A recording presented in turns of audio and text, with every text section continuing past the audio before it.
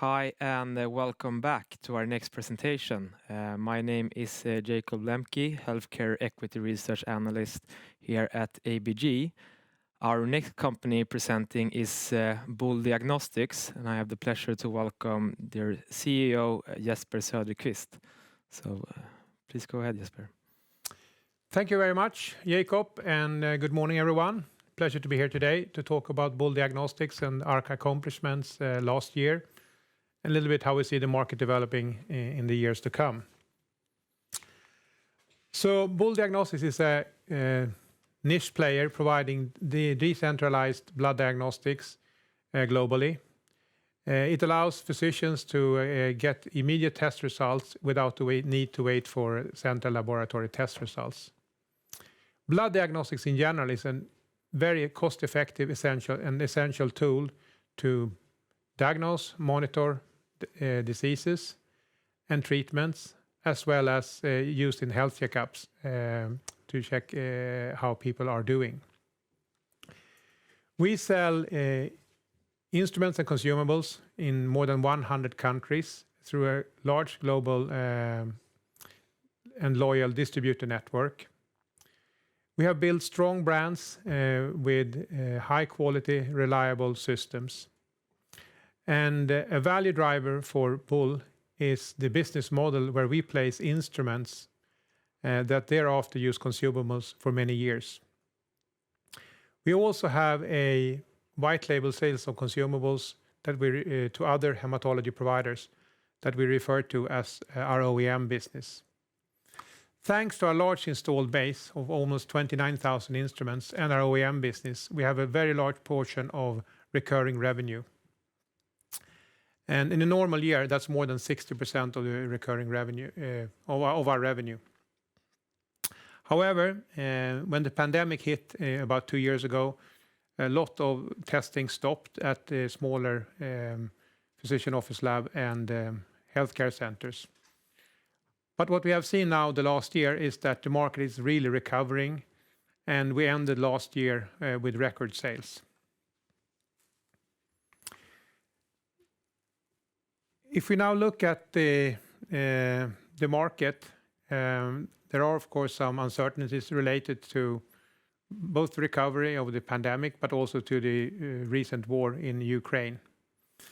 But if we go back and look here at this graph, we can see that our stable business model is really generating a lot of growth in a normal environment. As we place instruments, which may vary quarter to quarter, we saw before the pandemic that we had a stable growth of our consumable sales. Last year, we saw a recovery, and we had 3 quarters with good growth. And we ended last year with record sales, 140 million in a single quarter. And the consumables are now at the level as before the pre-pandemic. We're up 47% versus 2020, and we grow by 23% versus the third quarter last year. And we can see now that the instrument and sales are increasing globally. A lot of the growth last year was driven by our strong sales in US, driven by our OEM business. But we have also experienced a lot of disturbances in the supply chain, which has resulted in a lot of additional work and expenses, which burden our profitability. But I must say that, despite that, we have managed very well the last 2 years to drive the strategic agenda and continue to develop the company. And I will come back to that a little bit, what we're doing long term to support a stable and strong growth. So if we look now how we ended last year, we did our best quarter ever. Net sales were up 50%. And for the first time in the last 2 years since the pandemic started, we saw growth in all product lines and in all regions at the same time. We are delivering a gross margin which is below our ambition, but that is impacted by region and product mix, but mainly by the supply chain disturbances which pressure gross margins, as we have a lot of extra costs to source components and we also have need to do a lot of redesign to get components that we see shortages of. We have also managed to continue to invest in a new product platform, and I'll come back to that. In the last quarter last year, we invested 15 million crowns in the new platform. Our operating cash flow was 11.8 million, and our EBIT margin ended at 9.9%. So if you now look at this, what's happened in the market is that as the vaccines are rolled out and the pandemic is easing up and there are less restrictions in most parts of the world, we can see that there is a recovery ongoing everywhere. The OEM business continued to show strong growth, and that is what's driving our revenue growth in the US. In Asia, growth is mainly driven by instrument sales to India, whereas many of the other Southeast Asian countries are still under severe restrictions. So there we don't see a growth yet, and that's we will benefit from the coming year. In Eastern Europe, we saw good growth, but that, of course, I'll come back and comment also a little bit how we see the situation now in Eastern Europe related to the war in Ukraine. Also, what we did last year was that we invested in local presence in the Middle East and Africa, and that has really started to show here, and we saw good growth in Middle East and Africa in the end of last year. So overall, growth and a positive development and a sign of a clear recovery in the market. As I said, and the profitability is impacted by the supply chain issues. If we compare end of last year to this year, to the year before, we had a write-down of 40 million related to some technology assets. But the operating result 2020 was minus 1.6 million. So we improved the profitability end of last year with 15 million. And ended at 13.8 million in the fourth quarter, and an EBIT margin of 9.9%. So things are really moving in the right direction when it comes to our performance in the market, and I think we have done well in managing these issues we have had related to the supply chain issues.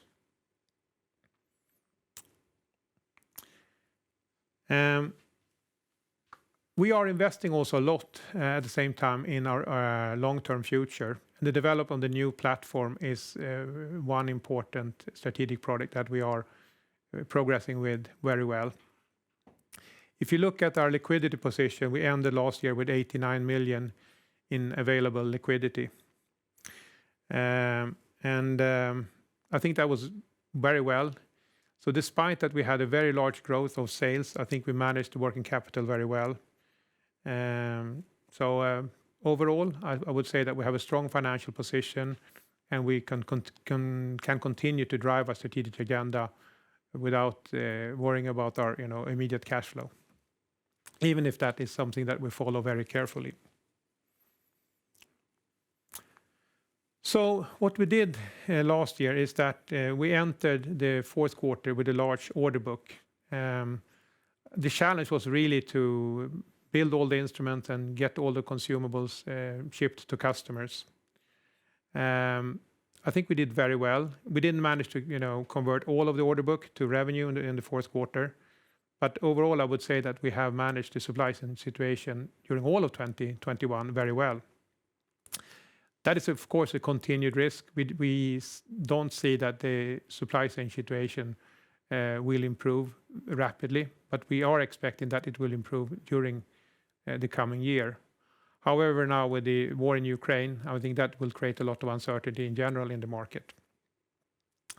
Another important project for us is to prepare for the new European regulatory framework.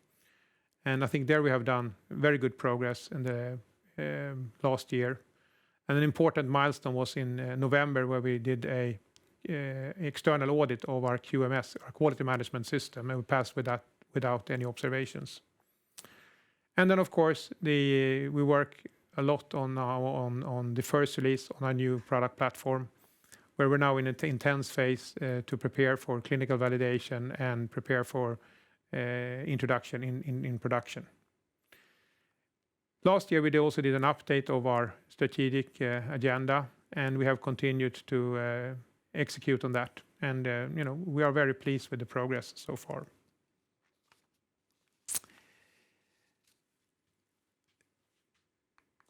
If we take a look a little bit at all of last year, so when we entered 2021, the pandemic was really at the peak.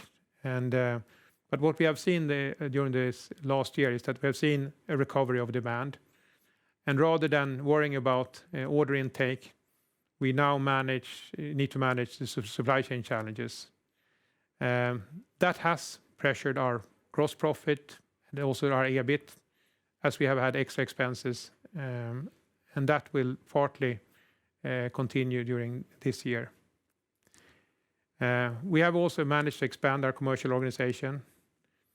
We have ramped up the production of a new OEM product to one of our OEM clients.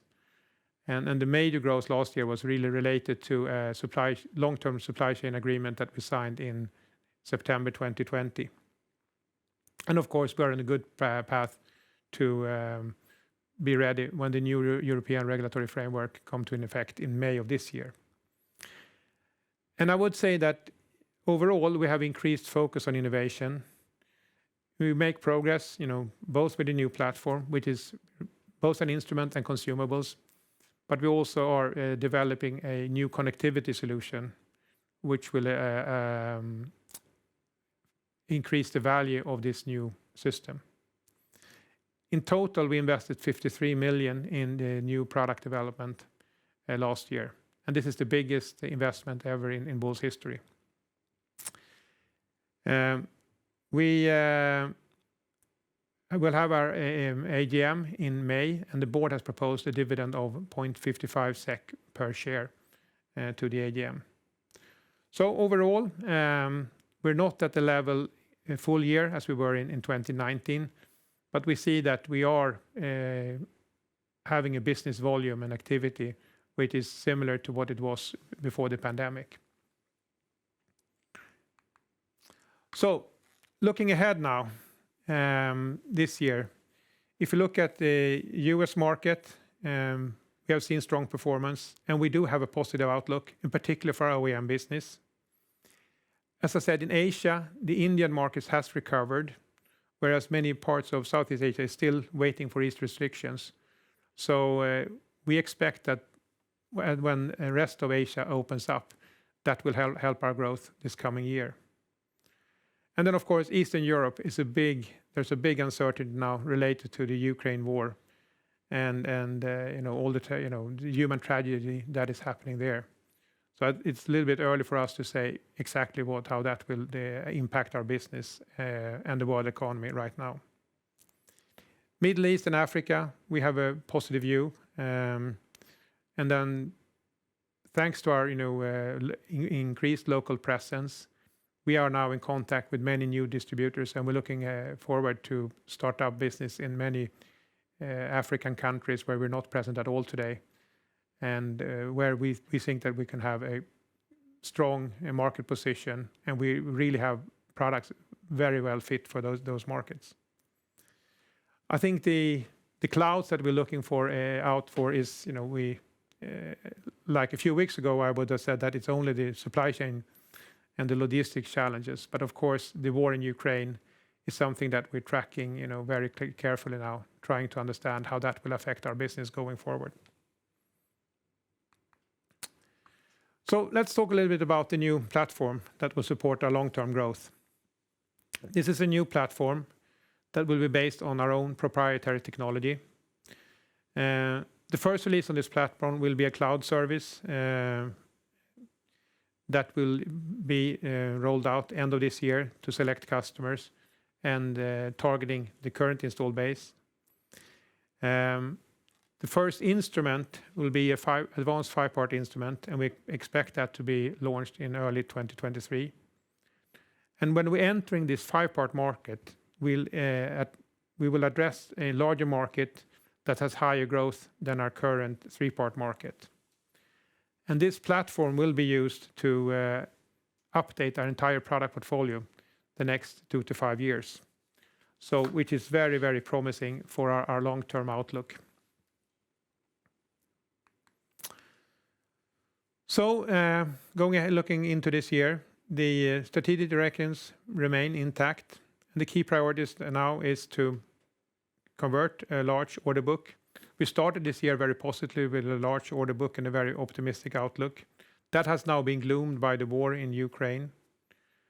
We're working with price adjustments to mitigate some of our increased cost of doing business. And we'll continue to manage the supply chain situation. Some of that will be related to the disturbances when it comes to component supply and logistics. But we also have some more planned work, like increasing the production capacity in the US production lines for our OEM business that is growing rapidly. We are making sure that we are ready for the new European regulatory framework and have all the products ready so that we can continue business as is. And then, of course, a lot of focus is now on the industrialization of a new product platform. And we will continue to strengthen Boule based on our updated strategy. And we want to leverage our increased local presence. And very importantly, we see that by adding, we can add value to our distributors and also to end users by providing more training services. And that is done under something we call the Boule Academy, which we successfully have rolled out the last few years, and we will increase the activity going forward. And that is very well received by our distributors. So, in summary, we have seen now a recovery after the pandemic. We are executing our strategy. We see challenges with the supply chain in general. And we opened this year with a very, very optimistic outlook and a strong order book. However, now we are looking ahead to a lot of uncertainty, mainly related to our business in Eastern Europe due to the war in Ukraine, and we will follow that very closely.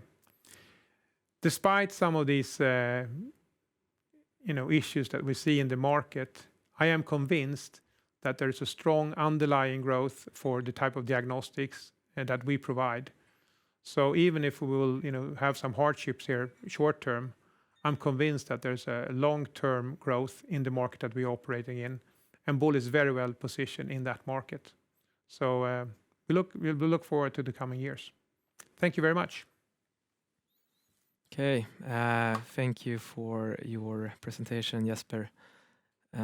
If we start with the sort of question on more of the big picture, if we look at look back over the pandemic, I think that a lot of healthcare providers hasn't really invested in the non-critical or non-intensive care equipment during the pandemic. To what extent are you seeing sort of these underinvestments starting to catch up, and do you expect to see sort of increased demand for capital equipment going into 2022? I mean, in general, I think you're right that there will be increased investments in capital equipment, also to non-critical care. The type of diagnostic that we are doing is not, what we lost was really the health checkups, and of course that is not that they will do 2 health checkups. They didn't do 1 last year. But what we have seen now over the last 3 quarters is that we have seen a very good order intake. And our order book has never been as big as it is today. If you take out some of these other factors that is now maybe shaking up the market, I think that we are we have seen clear signs of recovery, and we have seen clear growth in all of the markets where we are in. So, yeah, if in a normal year everything would be very bright. Okay. And if we move on to your OEM business, as you mentioned, it has been, I would say very strong during the year. I think it grew by above 100% here in Q4. Mm. And I think sort of in general, it's been quite or a bit overlooked by investors. So maybe you can just sort of go into a bit more detail on sort of what customers you're addressing and why you are growing so much there. So if you look at Boule, I think we are one of few companies that have both development and production of all components in the system, the instruments and the consumables, the reagents, as well as the blood control and the calibrators. So I think we are a very attractive partner to other hematology providers. And so I think that's why these other those OEM clients turn to us. They have they know that we have good quality. They know that we have consistently delivered high quality during many years, and they like the infrastructure we had with our production facilities. We have shown that we can manage to ramp up when they see business. I think the very positive thing is that many of these customers we had worked with for 10 or 20 years, and these are really long-term agreements. I think the growth you saw last year was related to that supply agreement that we signed the year before, and where the initial term is 10 years and there's another option for another 10 years. So it's like a 20-year business commitment between us and our OEM client. And of course that so that's I would say that's a very strong performance from our side, has created that trust in us as an organization to deliver. And several of our OEM clients are renewing their product portfolio. So I think that we can continue to see strong growth from those OEM clients. Okay. And if we look at the Q4 here that you reported recently, I mean, it was a very strong quarter in general with record sales, but the gross margin was a bit weaker than at least I had expected, and partially due to business mix and as well the supply chains complexities. But in conjunction with the report, you also mentioned that you are going to increase prices. Sort of, where are you on that, and what sort of expectations do you have for margins in this year? Yeah, so we have done price adjustments in some markets already last year, and we did increased our price list in start of this year, and we're planning to increase prices to customers during this year, as soon and as fast as our contractual agreements allow us to do that. However, what we see is that the gross margin is really pressured by very high component prices. We see also that transport costs, both inbound and outbound, are they are really increasing very rapidly. And what has happened the last 10 days has also, of course, it will not make the world better in that respect. So I think it remains to see in a little bit how that will affect our business. But we are trying to mitigate as much as we can. Okay. I think we have time for a brief final question, and I think it would be interesting to hear your view on sort of quite recent announcement of Siemens that they are going to invest more in the hematology field. So if you can say what you think about that and what it means for Boule Diagnostics. Yeah, I don't think it will have a direct effect on us. I listened also to the Siemens Capital Markets Day. I think it's interesting because I think they point out that the decentralized market is an attractive market. And my belief is that we are well positioned in that market, and that bigger companies as Siemens also see that this is an attractive market is probably a good sign. I think where they come from these large, very expensive equipment in the central laboratories, I think it will take them a long time before they have the type of both products that is cost effective, and also that they have I don't think they ever have a sales and service network like we have. We have many loyal distributors that had worked with us for many years in these emerging economies where this market is probably, will grow fastest the coming years. So I think it's interesting that they are looking at this market, but I'm not think that they will directly compete with us. Okay, I think that was all the time we had for questions. I would like to thank everyone for listening in and thank you as well. Thank you very much.